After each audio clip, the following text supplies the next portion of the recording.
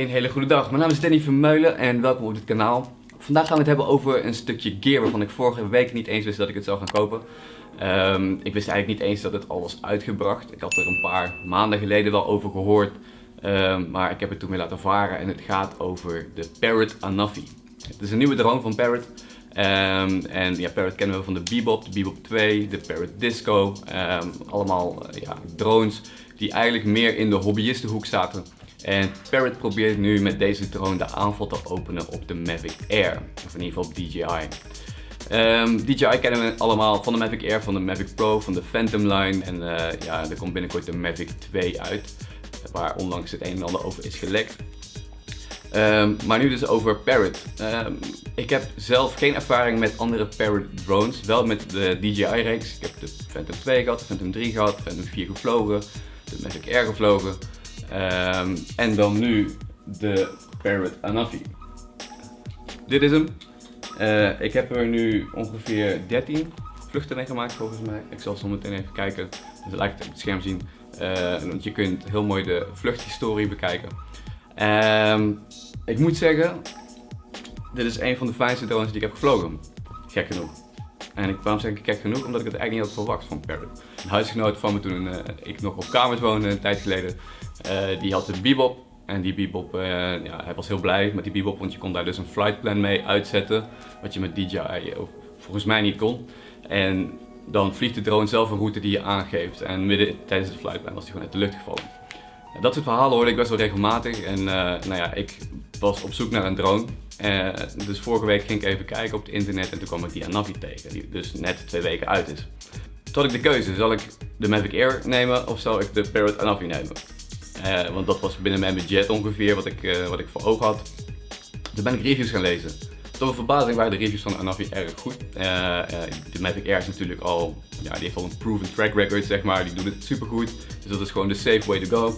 Maar net als bij films, waar ik altijd een beetje een soort van gevoel heb dat de slechterik moet winnen, had ik hier nu ook gekozen voor de underdog, voor de Anafi. Het heeft eigenlijk met een aantal dingen te maken. Het belangrijkste is denk ik toch wat gemak waarmee dit ding zich laat vliegen, want het is een hele lichte drone, wat ervoor zorgt dat het natuurlijk super wendbaar is. Ik ben gisteren een stukje gaan vliegen, hier in Nijmegen bij de HTC Venne. En ik heb 2 kleine zusjes en die zien natuurlijk al die drones. Bij vlogs van Enzo Knol en weet ik het allemaal, dus ik besloot ze mee te nemen. En ik dacht van, laat ze dan ook maar gewoon vliegen. Dus hier is een stukje beeldmateriaal van mijn zusjes die aan het vliegen zijn met de drone. Zoals je ziet, mijn kleinste zusje, Caitlin, die gooit de drone gewoon als het ware in de lucht. Want dat is een optie die de drone heeft. Fly from hand. Toen had ik de controller zelf nog vast, maar op een gegeven moment heb ik de controller gewoon aan mijn zusjes gegeven en heb ik gezegd van vlieg maar.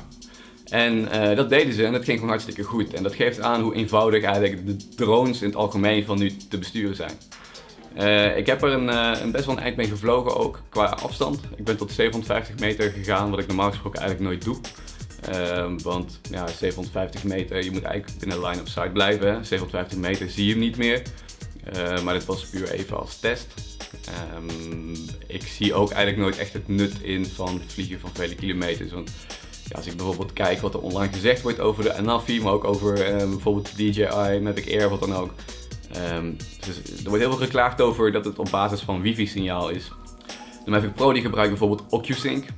Dat is een sterkere verbinding waarmee je dus echt een aantal kilometers ver kunt vliegen. Dat gebruikt bijvoorbeeld de Mavic Air en de Anafi gebruiken dat niet. Die gebruiken gewoon echt een wifi-verbinding. Maar om heel eerlijk te zijn, wanneer ga je nou 4 kilometer vliegen met een drone? Ja, sorry, ik zou het niet weten wanneer. Ik gebruik hem voor videografie en dan zie ik hem eigenlijk altijd vliegen. Altijd in line of sight. Of ik moet net achter een gebouw zitten, wat eigenlijk niet de bedoeling is, maar kan een keer voorkomen. Achter een boom. Maar verder zie ik hem gewoon altijd en dan ben ik misschien maximaal 100 meter ver. Maar goed, als jij een bepaalde toepassing weet voor die 2 kilometer afstand, laat het even weten beneden, want ik ben heel erg benieuwd wat je dan met je drone doet. Ik gebruik hem verder binnenkort voor reizen en daar is hij ook uitermate geschikt voor. Hij vouwt op tot een soort van rechthoekig model. Hij is iets langer dan de Air, maar daarentegen ook iets smaller. De controller, dat is een hele fijne controller. Ik vind deze wel een stukje fijner eigenlijk dan de controller van bijvoorbeeld de Mavic Air. De Mavic Air is een beetje flimsy als het ware, is een beetje dunnetjes, klein. En dit is echt een flinke unit. Betekent ook dat hij wat meer ruimte inneemt in je tas, in je koffer. Wat met reizen bijvoorbeeld misschien een ding kan zijn. Want deze kun je dus niet opvouwen. Je kan de joysticks kun je niet uitdraaien. Dit is gewoon zoals het is, zeg maar. Dus dit is wel op te vouwen, maar niet zoals bij de Mavic Air dat je de grepen naar binnen kunt vouwen. Ja, wat je hierboven heb je dan twee trekkers zitten. Eentje is voor het zoomen. Dus je kan inzoomen met deze camera. En eentje is om de gimbal te bewegen. Je kunt dus naar boven en naar beneden. En als je naar boven beweegt kun je eigenlijk gewoon de lucht filmen of onder een brug filmen of wat dan ook. Ik zal even een stukje beeld laten zien. Dan sta ik op een brug en dan vliegen we een stukje omhoog. Totdat je eigenlijk de auto's ziet. Want dit is zo gemaakt dat je de propellers niet ziet. Als je nu de gimbal die kant op stuurt, dan zie je dus die propellertjes niet. Dat hebben ze heel slim gedaan, vind ik. Dat geeft je als videograaf in ieder geval een heleboel andere extra mogelijkheden. Hetzelfde geldt voor die zoomfunctie. Ja, binnen deze prijscategorie is die zoomfunctie nog nooit geïntroduceerd volgens mij. In ieder geval niet dat ik weet. Zoals bijvoorbeeld de dolly zoom. Dat is een filmmodus die ze hebben toegevoegd aan deze drone. Het geeft een soort van trippy effect, van parallax. Weet ik veel hoe je het moet doen, maar in ieder geval het ziet er wel heel vet uit. Wat betreft de vliegtijd, ze zeggen dat je 25 minuten kan vliegen. En ik denk dat dat eigenlijk ook nog best wel klopt. Normaal gesproken is het zo dat bijvoorbeeld een drone 25 minuten geadverteerd kan vliegen, maar dat het uiteindelijk maar 20 minuten blijkt te zijn. Maar als je hem op filmmodus zet, dan gaat alles heel smooth, geleidelijk, zodat je hele mooie cinematische beelden kunt schieten. Op sportmodus dan gaat alles gewoon knoeihard. Op filmmodus is 25 minuten haalbaar en dat vind ik best wel knap. Er is op dit moment ook weer binnen deze prijscategorie geen drone die dit aantal minuten haalt. En dat geeft je wat flexibiliteit. De batterij laat zichzelf op door een USB-C poort. Dat is op zich wel fijn, want dan hoef je geen, hoef je geen bulky adapters mee te zeilen. En kun je dus eigenlijk gewoon de laadkabel van je telefoon pakken, wat ik dus ook doe.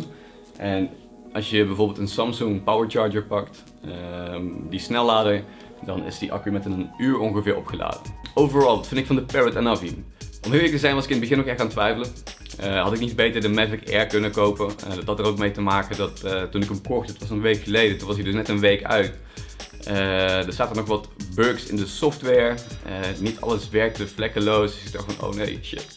Heb ik er wel goed aan gedaan, maar ze kwamen elke dag weer met een nieuwe update en de app werkt nu perfect. De drone vliegt erg fijn en ik moet zeggen, beeldkwaliteit, ik heb het naast van de Mavic Air gelegd, is gewoon vergelijkbaar. Dus ja, je hebt voor minder geld heb je een drone met in ieder geval net zo goed beeldkwaliteit, meer megapixels. Deze heeft 21 megapixels en ik geloof de Mavic Air 12.